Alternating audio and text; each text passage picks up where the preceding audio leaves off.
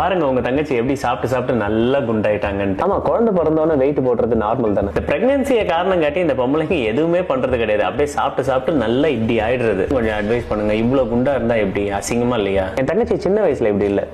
அவ சின்ன வயசு போட்டோவை பாருங்க. என்னது உங்க தங்கச்சி அத்லெட்டா? இப்ப சொல்லுங்க, இந்த வெயிட் போட்டதுக்கு காரணம் என்ன? இன்னைக்கு வரைக்கும் நீங்க ஃபிட்டா இருக்கிறதுக்கு என்ன பண்றீங்க? நீ ஃபிட்டா வச்சுக்கிறதுக்கு நான் வாரத்துல 7 நாள் வாக்கிங் போறேன். சாட்டர்டே ஆனா பேட்மிண்டன் விளையாட போயிடுவேன், சண்டே ஆனா கிரிக்கெட் விளையாட போயிடுவேன். உங்களுக்கு 1 கிலோ ஏறினாலே நீங்க இவ்வளவு பண்றீங்களே, ஏன் அவளுக்கு நீங்க எதுவுமே பண்ண மாட்டீங்க? அவளோட அழகா ஃபிட்டா இருந்த உடம்பு திடீர்னு வேற மாதிரி குண்டா மாறிடுச்சுன்னா நம்மளுக்கு எவ்வளவு கஷ்டமா இருக்கும். இந்த மாதிரி என்னைக்காச்சும் ஒரு நாள் அவளோட உடம்ப பத்தி நீங்க யோசிச்சிருக்கீங்களா? உங்களுக்கு பர்சனல் டைம் எங்க இருக்கு? இல்ல நீங்க கொடுக்க தான் போறீங்களா? ஃபேமிலிக்காக, ஃபியூச்சருக்காக அவங்களோட உடம்பே சாக்ரிஃபைஸ் ஆகுது. அந்த இடத்துல அவங்க உடம்புல அவ்வளவு சேஞ்சஸ் நடக்குது. குழந்தை பிறந்து 1 இயர் ஆக போகுது. நீங்க அதுக்கப்புறம் அந்த 1 இயர் வாக்கிங் கூட்டு போயிருந்தீங்களா? இன்னைக்கு வரைக்கும் அவன் நார்மல் ஆயிருப்பா. ஏன் நீங்க அவளை விட்டு போறீங்க? ஏன் உங்களுக்கு அவளை கேர் பண்ணணும்னு தோணல? அவங்க போடுற ட்ரெஸ் அவங்களுக்கு பத்தாது, கான்பிடன்ஸ் இருக்காது, வெளியில வர ஃபீல் பண்ணுவாங்க, போட்டோக்கு நிக்கிறதுக்கு கூச்சப்படுவாங்க. இந்த மாதிரி நிறைய பெயின்ஃபுல்லான விஷயம் நிறைய இருக்கு. இஷ்டத்துக்கு சாப்பிட்டு குண்டாயிட்டா நீங்க. அவ சின்ன வயசுல இருந்து இப்படிதான் சாப்பிடுவா, ஆனா குண்டு ஆகல.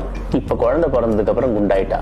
அதுக்கும் சாப்பாடுக்கும் சம்பந்தம் கிடையாது. நீங்க நிஜமாவே அவளை லவ் பண்றீங்கன்னா கல்யாணத்துக்கு முன்னாடி அவ எப்படி இருந்தாலும் அதே மாதிரி அவளை கல்யாணத்துக்கு அப்புறம் ஆக்கி காமிங்க. இன்னும் தனியா நீங்க உங்களோட ஃபிட்னஸ் பத்தியே யோசிச்சுக்கிட்டு இருக்கீங்க. இது என் தங்கச்சிக்கு மட்டும் இல்ல, ஊர்ல இருக்கிற எல்லா பொம்பளைங்களோட உடம்பு சேஞ்ச் ஆனதுக்கு காரணமும் இந்த பிரெக்னன்சி தான். மென் மோஸ்டா 40-50 வயசு வரைக்கும் இப்படியே தான் இருப்பாங்க. ஆனா விமனுக்கு அந்த மாதிரி கிடையாது. ஊர்ல ப்ராப்ளம்ஸ் மோஸ்டா மென் அஃபெக்டே பண்ணாது, விமனை தான் டார்கெட் பண்ணும். குழந்தை பிறக்க லேட் ஆனாலும் பிரச்சனை அவங்க சைடு தான் போகும், குழந்தை பிறந்தாலும் பிரச்சனை அவங்களுக்கு தான் போகும். தங்கச்சியோ உங்க வீட்டுல ஒரு பொண்ணு இருந்தா உங்களுக்கு இந்த ப்ராப்ளம்லாம் அண்டர்ஸ்டாண்ட் பண்ணிக்க முடியும். இந்த வீடியோ பார்த்து முடிச்சதுக்கு அப்புறம் உங்க அம்மா கிட்டயோ, உங்க தங்கச்சி கிட்டயோ, உங்க ஒய்ஃப் கிட்டயோ போய் உன்னோட காலேஜ் டைம், ஸ்கூல் டைம் எடுத்த போட்டோ இருந்தா எனக்கு காமி அப்படின்னு சொல்லி கேட்டு பாருங்க. இப்ப எப்படி இருக்காங்க, அப்ப எப்படி இருக்காங்கன்றதை நீங்களே கம்பேர் பண்ணுங்க. இனிமேல் என் தங்கச்சி மட்டும் இல்ல, யாரையுமே அப்படி சொல்லாதீங்க.